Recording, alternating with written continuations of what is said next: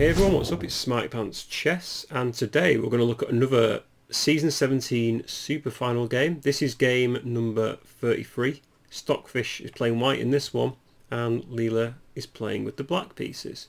So the game began with the book moves. It went d4, knight to f6, c4, g6, knight to f3, bishop g7, g3, d6, and then bishop g2, castles, knight went to c3, knight went to d7, castles, and then e5, e4, c6, h3, queen b6, and then there was c5 thrown in with takes, and pawn takes e5, the knight drops back to e8, and this is the end of the book. So we get into a King's Indian variation, and Stockfish's first move now is to play the move knight to a4, attacking the queen on b6, which moves to a5.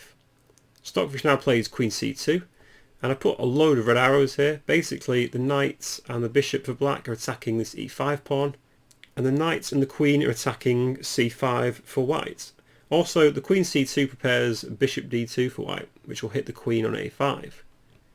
Now if black takes this off, knight takes e5, then play could continue with takes, takes, and then knight takes c5. And after a few moves, let's say knight g7, bishop d2, hitting the queen, which drops back, f4 maybe, bishop d6, and b4. This is actually considered dead equal for both sides. White may be ever so slightly better because they've got more advanced pawns. Maybe could play e5 at some point. But yeah, this game is pretty much all to play for with equal material. Go back into the game though, Leela didn't take on e5, instead she played knight c7. Stockfish attacked the queen, bishop d2. So the queen moved to b5, and then Stockfish just went rook f d1, preparing the move bishop f1 to trap the queen, which could be in quite a dire situation. For instance, here again, if knight takes e5, there's knight takes, bishop takes, and just bishop to f1. Going to pick up the queen, and even if black plays maybe c4 here, just bishop takes, and the queen is still trapped. So for this reason, Leela is forced to play c4 here, because if bishop f1 now, then black can just take on e5 this way, takes, takes with the queen. After bishop c3, just queen h5, maybe another trade, queen takes c4, bishop takes h3, knight c5, takes, takes. We're equal here actually. Actually black is a pawn up, so bishop f1 did white absolutely no favours here. Now this position here was considered dead equal by the engines, but a pawn's a pawn in my eyes. So black's actually got off quite lightly here. So bishop f1 is a definite no-no in this position. So for this reason Stockfish just went knight c3, attacks the queen this way, which drops back to a6. And now Stockfish really sort of put the queen in a cage to play bishop e3. And to be honest, this queen's got not a lot of squares to go to. It can't go to b5 or b6, and it's essentially quite trapped here on this side of the board. So play continued on anyway with knight takes e5. There was a trade on e5, bishop takes e5, and now f4 from Stockfish.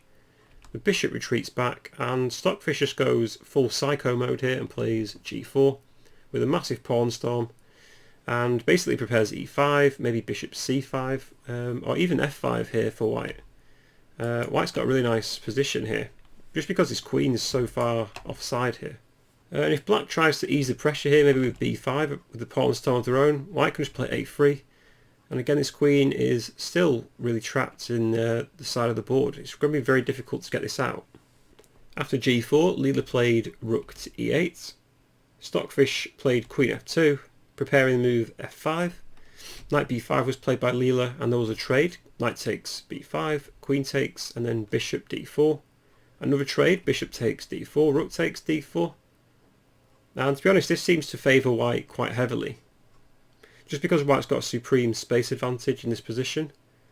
So Leela played queen c5 here, and Stockfish has played f5, putting all their pawns on white squares. We've seen this before in previous games.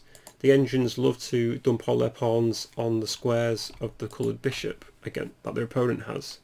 So b5 from Leela, supporting their pawns, and Stockfish just doubles, and to be honest, white's got a really nice position here. And this bishop on c8 has absolutely got nowhere to go, so it's forced this bishop a6 move right here, connecting the two rooks in the back rank, but to be honest, this bishop is really terrible for black.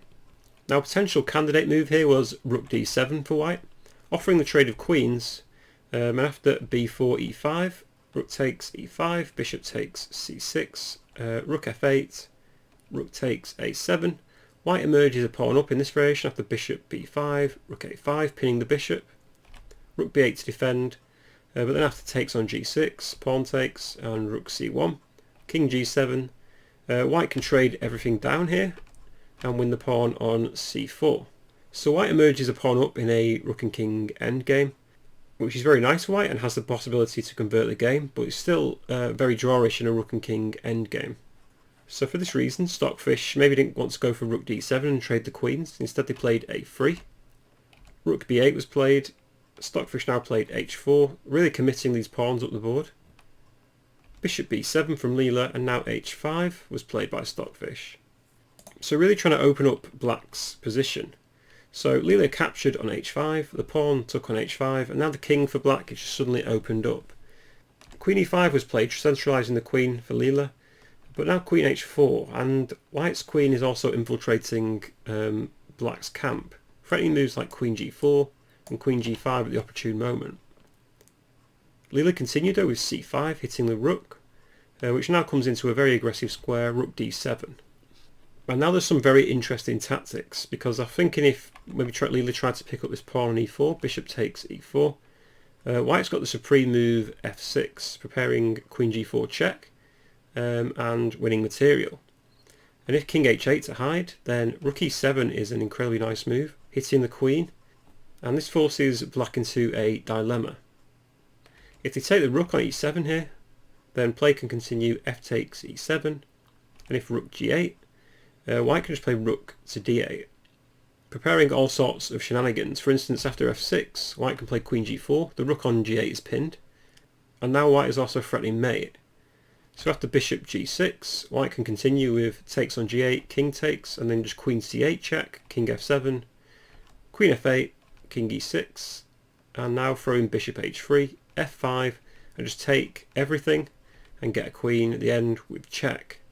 So going back to this bishop takes e4 variation with f6, king h8, rook e7, it's also possible for the queen just to move queen takes b2, but then comes queen takes e4, winning a piece. After rook f8, queen f4 protecting the f6 pawn and threatening this variation of rook takes f7 followed by queen takes b8. So the rook moves to c8 to sidestep this tactic. King h2, and if black goes in for c3 here, then queen f5, rook g8, rook g1 to stop the mate, rook f8 to protect the pawn, king h3, queen d2, and then comes bishop e4, threatening mate on h7, queen h6 to defend, but then rook takes g8, king takes, and just king h4. And white's got immense control over this position, and the idea is now after c2 for instance, bishop takes c2 b4, white just simply plays rook c7, and after rook e8 plays rook c8 and has back rank mating ideas here, and the queen can never move as well because then queen takes the pawn. So for those reasons, black definitely can't take on e4 here. So for this reason Leela plays b4. But white can still threaten mate with moves like f6, which is what Stockfish plays, preparing queen g4 check ideas. So the king is forced to go into the corner to avoid these mating ideas. And Stockfish just plays rook takes f7, maybe preparing to play rook d to d7 and again threaten mating ideas against the king. Bishop c6 then from Leela to stop the rook jumping in to d7. Stockfish plays rook g7, really trapping the king in the corner now, and Leela tries some counterplay with the move c3. Stockfish captures on c3, and I'm looking now if black just tries to ignore white's attack with the move b3, but Stockfish can play rook f1, and if b2 there's queen g4. If black gets a queen, white's just in the nick of time here with rook takes h7, king takes, and queen to g7 ideas. So that's an example of what can happen in this position. So rook takes h7 could become a major threat here. In the game, rook f8 was played, rook f1 to protect the pawn, b takes c3 from Leela, and now h6 from Stockfish. Again, if moves like c2 here, white can just throw in queen g4 and have this rook h7 idea coming in again, with followed by queen g7 mate. So to stop this, Leela plays bishop e8. The point is if queen g4 now, bishop g6 tries to lock down black's king. However, white still has other good moves here, and Stockfish just finds one, f7, attacking the bishop. If the bishop retreated to d7, then white can follow in with moves like rook g5. If check, king h2. If another check, e5. If queen e6, then the way to win for white is to play rook f6, queen e7 followed by bishop d5, protecting the pawn, and if black continues with moves like c2, just play queen g3 and ignore it, and basically white's just going to come down here and play rook g8 with the one position. After f7, Leela's forced to take, so she plays bishop takes f7, the rook takes on f7, rook takes, and black plays c2, preparing to get a queen. But just strap in here and see how Stockfish deals with this position. It's really nice. They play rook f1 first to stop black getting a queen. Rook g8 is played, and now rook c1 to stop the c pawn.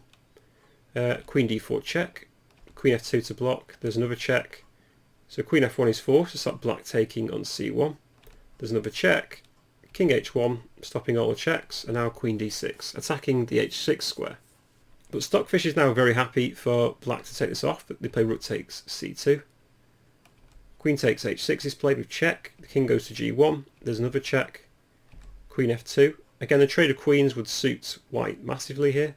So black just hoovers up another pawn. Queen takes a3. But now here comes Stockfish. Queen f6 check.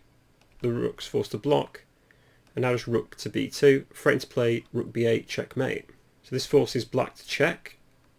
King h1, another check, and now just bishop f1, and suddenly there's only one more check, which is queen takes e4. Black hoovers up another pawn, but after king h2 there's no more checks, and this forces black on the defensive.